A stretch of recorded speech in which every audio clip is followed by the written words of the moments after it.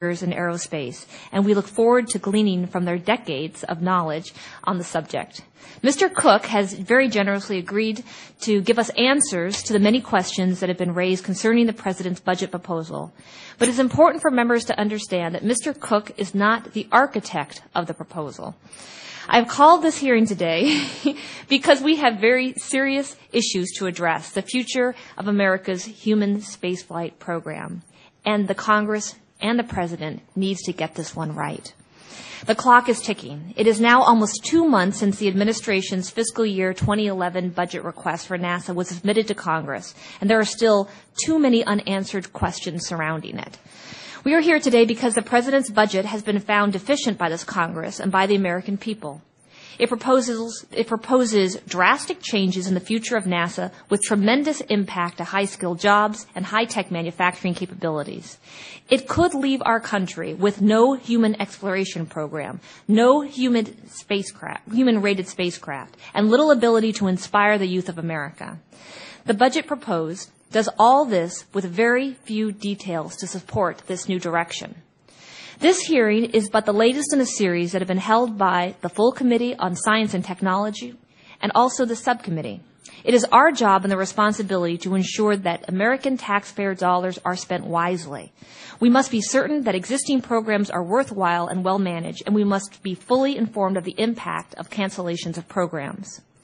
Over the past few months, we have held many hearings to address safety concerns for human spaceflight, the competition of international space programs, and the impact of NASA's programs on the skilled aerospace workforce and industrial base. We have also heard from the Government Accountability Office and NASA's Inspector General. And just last month, NASA's Administrator, General Charlie Bolden, testified on the fiscal year 2011 budget proposal. Unfortunately, the NASA Administrator was unable to satisfy many of the members of this subcommittee. Today, we are going to continue to take a closer look at the elements of the proposed plan and try to get additional information to the extent that that information exists. We're also going to examine the impacts and consequences that would flow from its adoption. Some of those impacts are quite profound and quite troubling. Today, we're going to try to review the status of the current Constellation program. We have just passed a significant design milestone, and we will determine whether the intent of Congress expressed in the fiscal year 2010 Appropriations Act is being met. This oversight is the purpose of this subcommittee hearing, and we intend to be thorough. The fact of the matter is that Congress is being asked to support a budget request that proposes the cancellation of the Constellation program. Cancellation of a successful program that has been underway over the past 5 years. Cancellation of a program that has met significant milestones and would keep the United States of America as a world leader in aerospace. We have been asked to support a budget request that will leave this country without a government system to access low Earth orbit and beyond. In canceling this program, we would write off $14 billion in taxpayer money with no apparent plan to make any significant use of the results of that investment. We would make this country dependent on yet-to-be-developed commercial crew services of unknown cost and safety with no government backup system available. We would be very likely to be forced to rely on other nations to access LEO and for the International Space Station for the foreseeable future. We would be left without a concrete plan, destination, timetable for exploration beyond LEO. Additionally, this cancellation would negatively impact the nation's defense industrial base and would eliminate the program that would ease the transition from the space shuttle workforce and help retain key human spaceflight skills and industrial capabilities needed for our future.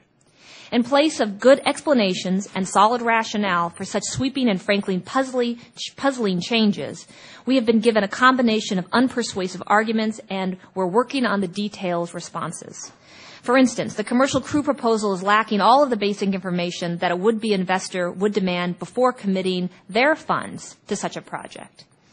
For example, what is the proposed cost to the government to develop these systems? How much, if any, of the development costs will be shared by the companies? How much will it cost NASA to buy these services? What else will NASA have to provide to make and keep these companies' operations viable? When can we credibly expect these services to be operationally available, and will they meet our expectation of what is safe enough? What recourse will NASA have if the companies fail to meet safety standards, cost, schedule, and performance? And finally, is there any significant non-NASA market for these services? Is it a viable one?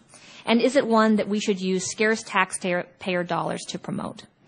Congress is being asked right now to invest our money in a commercial crew venture without providing us with reasonable expectations for success.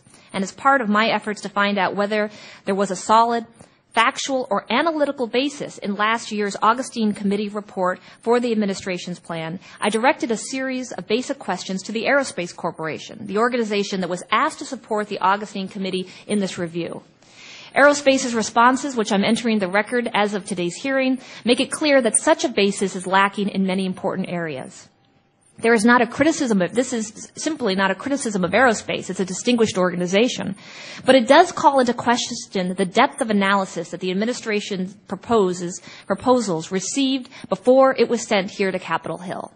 In today's hearing, we will address the outstanding questions in the proposed budget regarding human exploration. We ask for clear, fact-based answers. The American people deserve no less. And as a final note, I'd like to share something that I received in the mail recently.